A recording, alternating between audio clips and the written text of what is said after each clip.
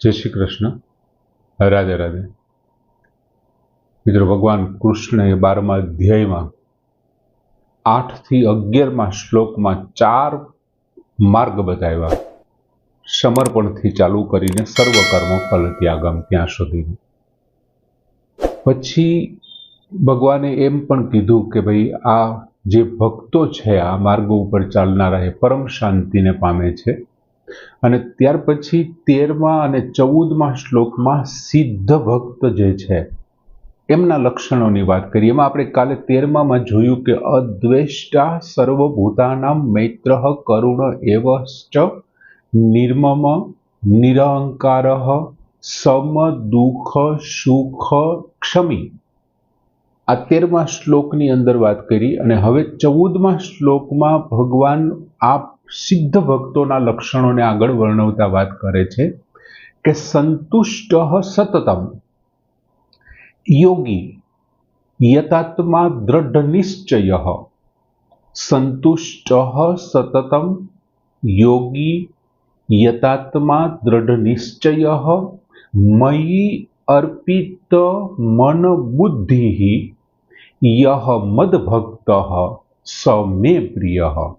ભગવાન અહીંયા વાત કરે છે કે મયી અર્પિત મન બુદ્ધિ યહ મદભક્ત, જે આ મારો ભક્ત છે, સ મે પ્રિય, તે મને પ્રિય છે, વાલો છે, તે મને ગમે છે. 13મા શ્લોકના એ લક્ષણો અને 14મા શ્લોકના લક્ષણો, આવો જે ભક્ત છે એ ભગવાનને પસંદ છે. હવે 14મા શ્લોકમાં પહેલું લક્ષણ આપ્યું સંતુષ્ટ સતતમ, એટલે નિરંતર સંતુષ્ટ. યોગી એટલે યોગી, યતાત્મા પણ આવી ગયેલો શબ્દ છે. શરીરને, મન બુદ્ધિ ઇન્દ્રિય અને શરીરને વશમાં કરીને દ્રઢ નિશ્ચય, દ્રઢ નિશ્ચય વાળો, શરીરને વશમાં કરી લીધા પછી દ્રઢ નિશ્ચય વાળો. દ્રઢ નિશ્ચય મયી અર્પિત મન બુદ્ધિ, મારામાં અર્પેલ અથવા અર્પણ કરેલા મન અને બુદ્ધિ વાળો. યહ એટલે જે, મદ ભક્ત મારો ભક્ત છે, સ મે પ્રિય તે મને પ્રિય છે, તે મને વહાલો છે. આવો જે મારો ભક્ત છે, જે નિરંતર સંતુષ્ટ છે, યોગી છે, શરીરને વશમાં કરીને દ્રઢ નિશ્ચય વાળો અને મારામાં અર્પેલા મન બુદ્ધિ વાળો જે મારો ભક્ત છે તે મને પ્રિય છે. હવે પહેલું લક્ષણ ભગવાને આપ્યું સંતુષ્ટ સતતમ. આપણો જે જીવ છે, જીવાત્મા છે, એમને પોતાના મનની જે અનુકૂળતાઓ છે ને, અનુકૂળતાના સંયોગ જે થાય એ પછી વ્યક્તિ સાથે હોય, વસ્તુ સાથે હોય, કે પછી સ્થળ સાથે હોય, કોઈ પણ જળ પદાર્થ સાથે હોઈ શકે. તમારું મનનો જેની સાથે સંયોગ થાય અને મન એમને અનુકૂળતાનો અનુભવ કરે, તો એ સંયોગમાં જે અનુકૂળતા થાય છે એમાંથી એમને સંતોષ પેદા થાય છે, એમાંથી એમને સંતોષ મળે છે. મારી મનગમતી કોઈ વ્યક્તિ મને મળશે તો મને સંતોષ થશે, મારા મનગમતી કોઈ વસ્તુ મને પ્રાપ્ત થશે, એમની સાથે મારા મનનો સંયોગ થશે મારો, તો મને સંતોષ થશે. એ જ પ્રમાણે જો મનને કોઈ પ્રતિકૂળ વ્યક્તિ છે, પ્રતિકૂળ વસ્તુ છે, પ્રતિકૂળ પરિસ્થિતિ છે, એ પ્રતિકૂળ પરિસ્થિતિ વ્યક્તિ એમનો વિયોગ થાય, એમનાથી દૂર થાય. દાખલા તરીકે આ વ્યક્તિ મને નથી ગમતી, હું એનાથી દૂર થયો તો પણ મને સંતોષ થશે. અમુક પરિસ્થિતિ મને ગમતી નથી, દુઃખદાયક પરિસ્થિતિ મને નથી ગમતી અને મારું દુઃખ દૂર થયું તો પણ મને સંતોષ થાય છે.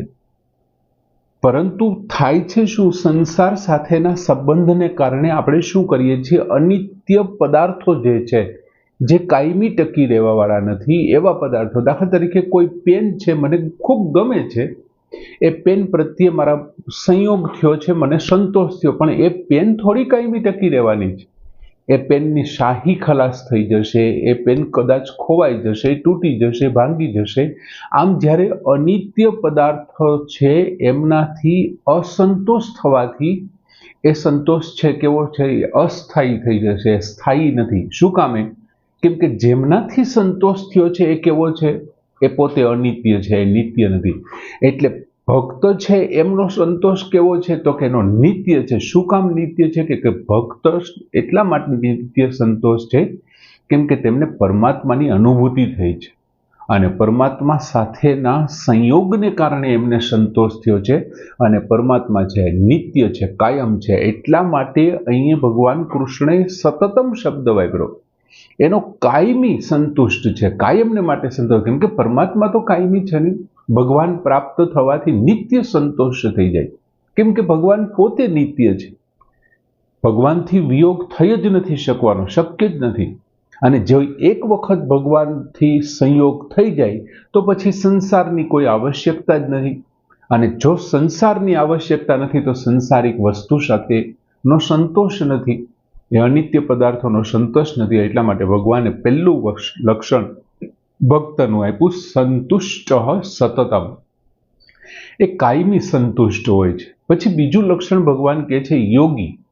યોગી એટલે જેમણે ભક્તિ યોગની આરાધના કરી અને ભક્તિ યોગનો સ્વીકાર કરી અને જેમણે પરમાત્માને પ્રાપ્ત કરી લીધા છે ને, એમને યોગી કહેવાય. યોગ શબ્દ આપણે પહેલી વખતે જોયું હતું, જોડાણ થવું, જોડવું, એમનું નામ યોગ છે. જેને ભક્તિ યોગથી પરમાત્માની સાથે પ્રાપ્ત કરી લીધા છે, એની સાથે જોડાણ કરી લીધું છે, તે યોગી.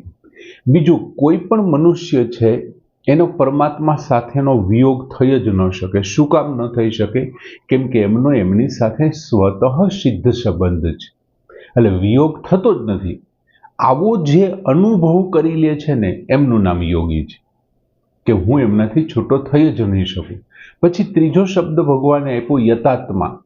યતાત્મા એટલે મન છે, બુદ્ધિ છે, ઇન્દ્રિય છે, શરીર છે, એ જેમના પૂર્ણપણે એમના ઉપર એમનો અધિકાર ચાલતો હોય, સંપૂર્ણપણે એમના વશમાં હોય ને, મન, બુદ્ધિ, ઇન્દ્રિયો અને શરીર જેમના વશમાં હોય ને, એવા ભક્તને યતાત્મા કહેવાય.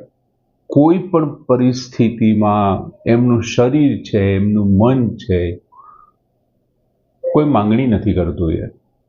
હવે સિદ્ધ ભક્તો છે, જે સિદ્ધ ભક્તો હોય છે, એમને પોતાના મન, બુદ્ધિ અને ઇન્દ્રિયો છે એ એમને વશ કરવા નથી પડતા. તેને તો પહેલેથી જ વશમાં હોય છે. એમના મન, બુદ્ધિ, ઇન્દ્રિયો આ બધું વશમાં છે. હવે એ બધું વશમાં હોવાને કારણે શું થાય છે? મને અને તમને જે બધા દુઃખ પેદા થાય છે, કેવા થાય છે? તો કે ઇન્દ્રિયજન્ય જે કાંઈ દુરાચાર થાય છે, મારામાં લોભ જાગે છે, લોભને કારણે હું પાપાચાર કરું છું અને એમના ફળ મારે ભોગવવા પડે છે.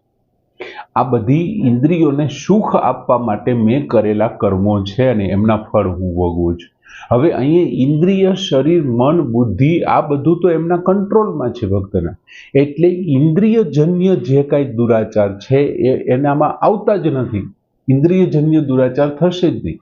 ખરેખર આ જે સાધન છે એ સન્માર્ગ પર ચાલવા માટેનું છે. તમે સારા માર્ગ ઉપર ચાલવા માટે તમારે આ એમનું મુખ્ય સાધન છે. કેમ કે એ તમે જેટલા કંટ્રોલમાં રાખશો મન, બુદ્ધિ, ઇન્દ્રિયો અને શરીરને, એટલું તમે સારી રીતે સન્માર્ગ ઉપર જઈ શકશો. બીજું, સંસાર સાથેના સંબંધથી શું થાય છે કે કોઈ પણ વ્યક્તિ છે સંસાર સાથે જેવો સંબંધ બાંધશે ને, એટલે એમણે નક્કી કરેલા માર્ગ ઉપરથી એ ભટકી જશે, એ ચ્યુત થઈ જશે.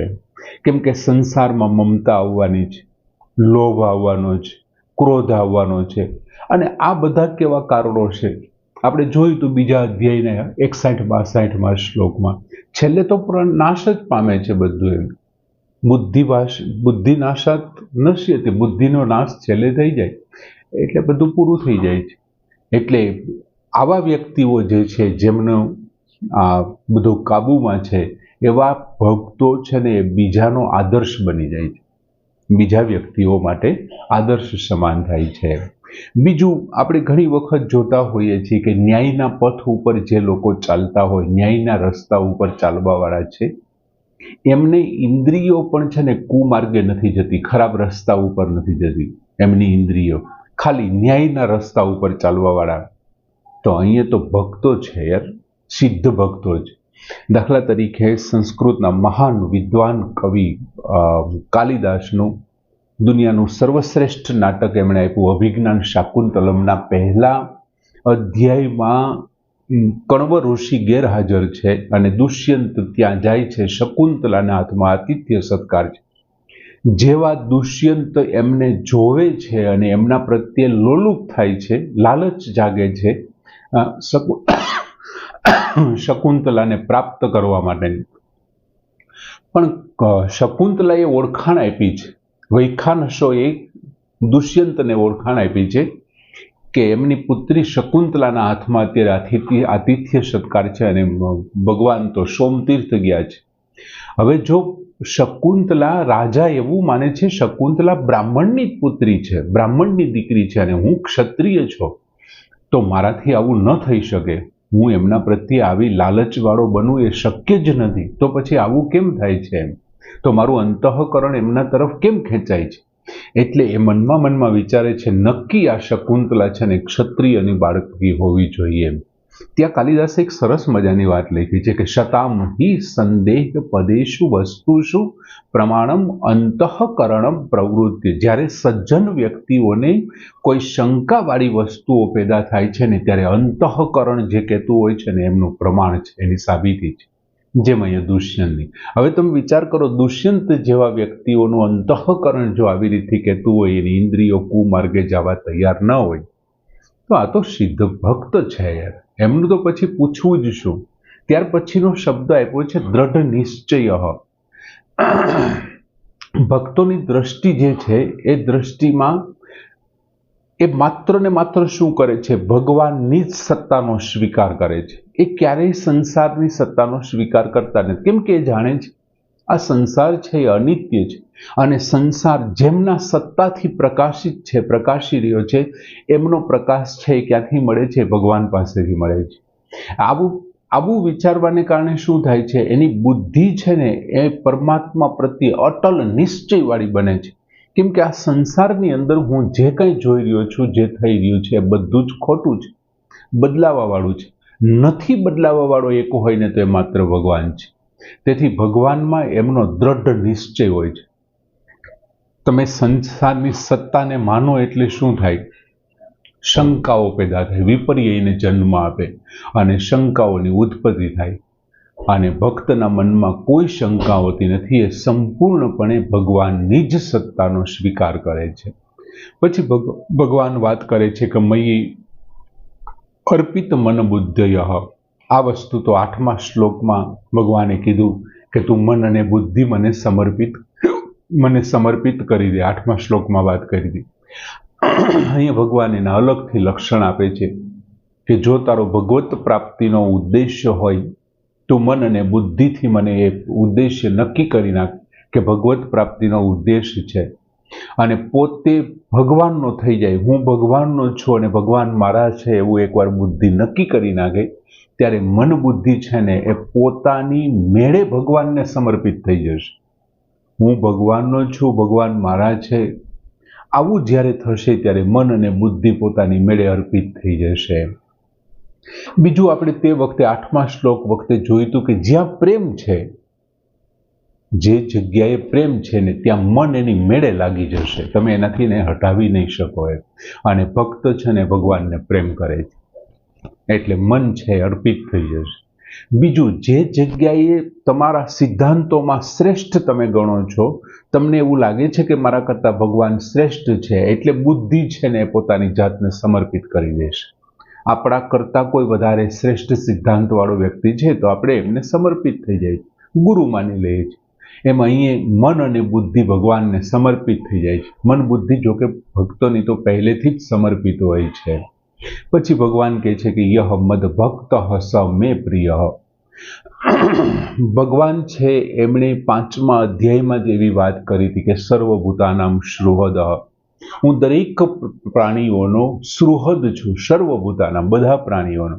અહીંયા ભગવાન એમ કહે છે કે સ મે ભક્ત પ્રિય. તો શું બીજા કોઈ પ્રિય નથી આવા લક્ષણ વગર? નહીં, ભગવાનને બધા પ્રિય છે, પણ આ વિશેષ પ્રિય છે ભગવાનને. આ વિશેષ કોઈ, આપણે એકવાર ઉદાહરણ આપ્યું હતું, કોઈ બાપ છે એ 3 બાળકો માટે ખાવાનું લઈ આવે, 3 સફરજન લઈ આવે, મોટા બાળકને આપે, વસ્ટેરાને આપે, અને પછી નાના બાળકને, મોટો અને એનાથી નાનો છે, ખાવાનું ચાલુ કરે, અને નાનું બાળક એના પપ્પા પાસે આવી અને એના પપ્પાને એમ કે લ્યો પપ્પા તમે ખાઓ.